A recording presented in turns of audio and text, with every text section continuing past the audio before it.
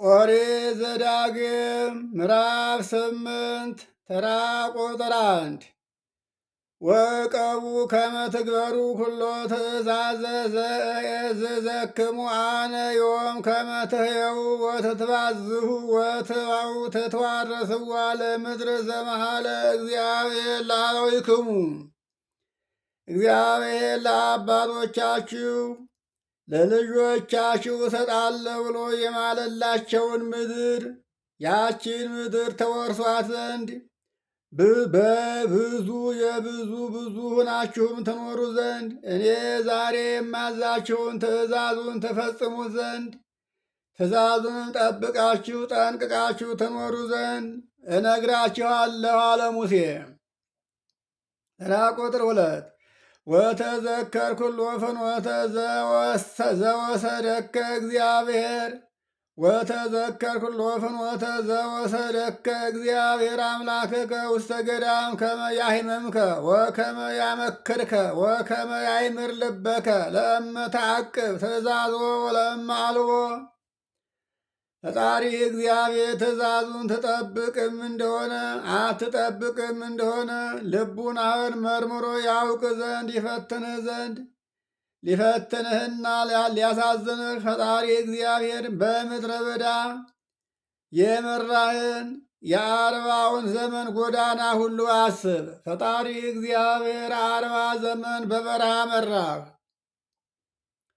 ልብህ እንጂ አመፀኛና እልከኛ ወላዋይ ባትሆን ኑሮ ያችን የምትወርሳትን አገር በአንድ ቀን ባወረሰ ነበረ። አንተ ግን ከግብፅ ምድር ከወጣህ ጀምሮ እግዚአብሔርን ተፈታተንከው፣ አሳዘንከው። በዚህም እግዚአብሔር ለአንተ ያዘጋጀውን ነገር ለአንተ ሳይሰጥህ ጊዜ እንዲገድብህ አደረገህ። ያም ሲሆን በበረሃ ውስጥ 40 ዘመን አኖረህ። እንግዲህ ወገኖች አባቶች ሁሉም በበረሃ እንደ ቅጠል ረግፈው ቀሩ። ይህም የሆነበት እግዚአብሔር እስራኤልን ከግብፅ ምድር ካወጣ በኋላ ምድረ ርስትን ሳያስገባቸው በበረሃ 40 ዘመን ያቆያቸው ስላላመኑበትና ስላበሳጩት ነው። አሁንም እግዚአብሔርን እያበሳጩ ሰው የተመኘውን ነገር አያገኝም እና የተመኘውን ነገር እንድታገኝ አምላክህን እግዚአብሔር በክፉ ሕሊና አታበሳጨው አለ።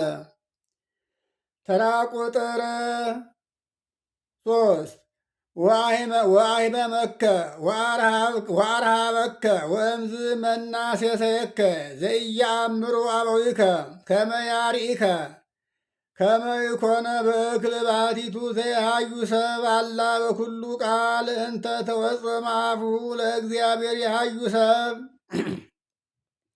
አስቀድሞ አምላክህ እግዚአብሔር መከራ አጸናብህ፣ አስራበህ፣ አስጠማህ። ከዚህ በኋላ ግን እግዚአብሔር ዳን ያለው ይድናልና ሰው የሚድን እግዚአብሔር ያዘዘውን ትእዛዝ ለመጠበቅ ነውና በእህል ብቻ እንዳይደለ ያስረዳህ ዘንድ አባቶችህ የማያውቁትን መናውን መገበህ አለ።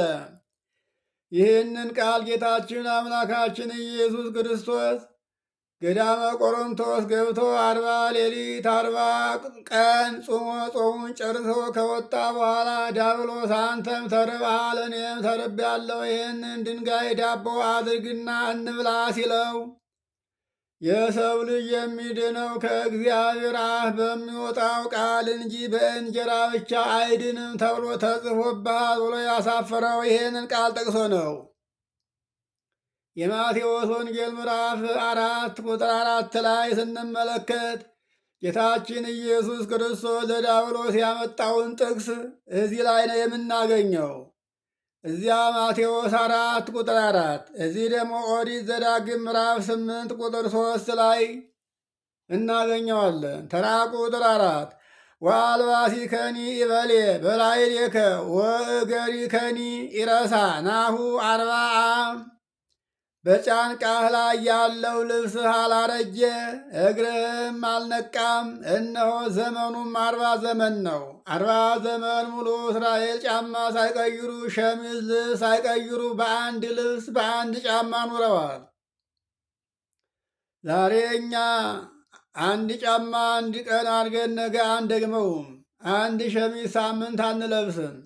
እግዚአብሔር ሲኖር ግን እግዚአብሔር ሲታረቅ ግን በአንድ ልብስ 40 ዘመን መኖር ይቻላል። ይኸውላችሁ እግዚአብሔር ልጆች አሁን ከእግዚአብሔር ጋር ለመኖር ያልተስማማንበት ልባችን አመፀኛ ነው። እንደ እግዚአብሔር ፈቃድ ሳይሆን እኛ እየኖርን ያለነው እንደ ራሳችን ፍላጎት ነው። ለዚህ ነው መከራው የጸናብን፣ ነገሮች ሁሉ ህልም የሆኑብን በዚህ ነው። አሁንም ቅርብ ነው፣ እንመለስ፣ ተመለሱ። ጥበቡ ይሄ ነው። ጥበቡ አይሰወርብን። እግዚአብሔርን መፍራት ከዚህ የሚበልጥ ጥበብ በየትም ዓለም አታገኙም። ጥበብ ማለት እግዚአብሔርን መፍራት ነው።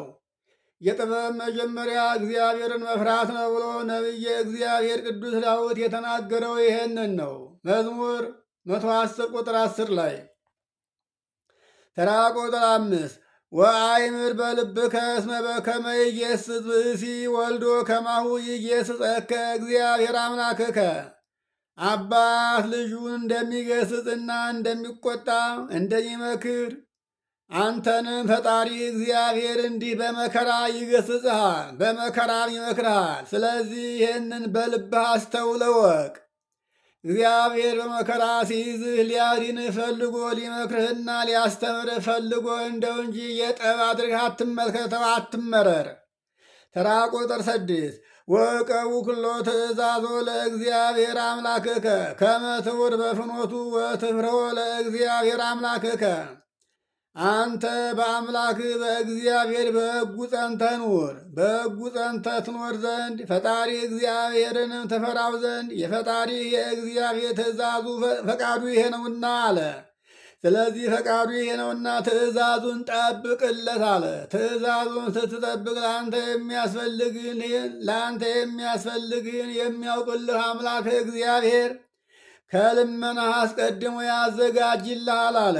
ተራ ቁጥር 7 እስመ እግዚአብሔር አምላክከ ያበዋከ ውስተ ምድር ቡርክት ወብዝት ዘአፍላገ ማይ ወአዘቃቲሃ ከመቀላይ ወይትከዓ ውስተ ገዳም በውስተ አድባር።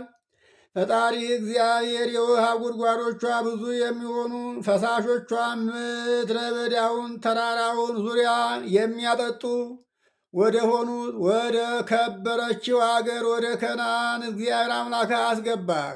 በከነዓን ይኖሩ የነበሩ ሰዎችን እነዚያን አጥፍቶ አንተን አወረሰህ። እንግዲህ ያልደከምክበትን ያወረሰህ አምላክ እግዚአብሔር ሰርተህማ እንዴት አይባርክህ? ያልደከምክበትን እንዲህ አድርጎ የሰጠህ የደከምክበትንማ እንዴት አያበዛልህ? አሁንም ቢሆን እግዚአብሔር ያልደከምክበትን የሰጠህ እግዚአብሔር የደከምክበትን እንዳያበዛልህ እንዳይባርክልህ የሚያደርግብህ የልቡና አመፅ ነው። የልቡና ክፋትና ተንኮል ነው። ስለዚህ ከክፋትና ከተንኮል ልቡናህን አርቅ አለ። ተራ ቁጥር 8 ምድረ ስርናይ ወሰገም ወአጸደ ወይን ወበለስ ወሮማን ምድረ ቅብ ወዘይት ወመዓር። ይህችውም አገር የስንዴና የገብስ የወይንና የበለስ የሮማንና የቅቤና የዘይት የመዓር ሀገር ናት። ታዲያ ይችን ሀገር ያወረሰ እግዚአብሔርን እንዴት ታሳዝነዋለህ? ይህንን ሳትደክም የሰጠ እግዚአብሔር የሰራህበትን የደከምክበትንማ እንዴት አይባርክልህ? ግን ይህንንም አታስብ ከሆነ እግዚአብሔር ሁሉንም ይነሳሃል።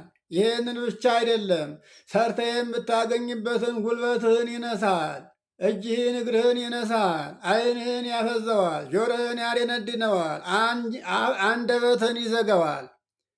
ሁሉም የእግዚአብሔር ጸጋዎች ናቸውና እግዚአብሔር መስጠት ልማዱ ነው፣ የሰጠውን መንሳትም ልማዱ ነው። ለምን ሰጠህ ለምን ነሳ ብሎ የሚከራከረው የለምና። ስለዚህ አምላክህን እግዚአብሔርን እንዳትቃወመው ሁነህ ኑር አለ። ተራ ቁጥር 9 ምድር እንተ ኢኮነት በአስተአክሎ ዘትበልዖ ለእክላ ዋልቦ ዘተሃጥ ምንተኒ ውስቴታ ምድር እንተ እበኒሃ ሐፂን ወውስተ አድባሪሃ የእልድዎ ለብርት።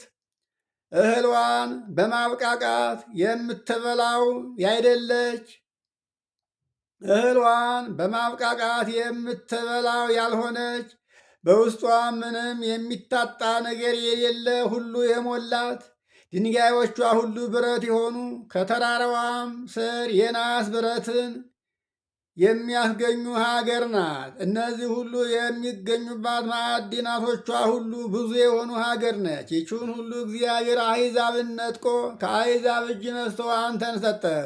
እንዳይጣሉም ደግሞ እነሱንም እስከ መጨረሻው አጠፋልህ። ከዚህ በላይ አምላክህ እግዚአብሔር ምን ሊያደርግልህ ታስባለህ? ይህን ላደረገልህ ለአምላክህስ የምትከፍለው ወሮታ ምንድን ነው? ስለዚህ አምላክህን እየፈራኸው እያከበርከው ሕጉን ተጠብቆ መኖር ነው። ተራ ቁጥር 10 ወብላ ወጽገብ ወባርኮ ለእግዚአብሔር አምላክከ በውስተ ምድር ቡርክት ዘወሃበከ።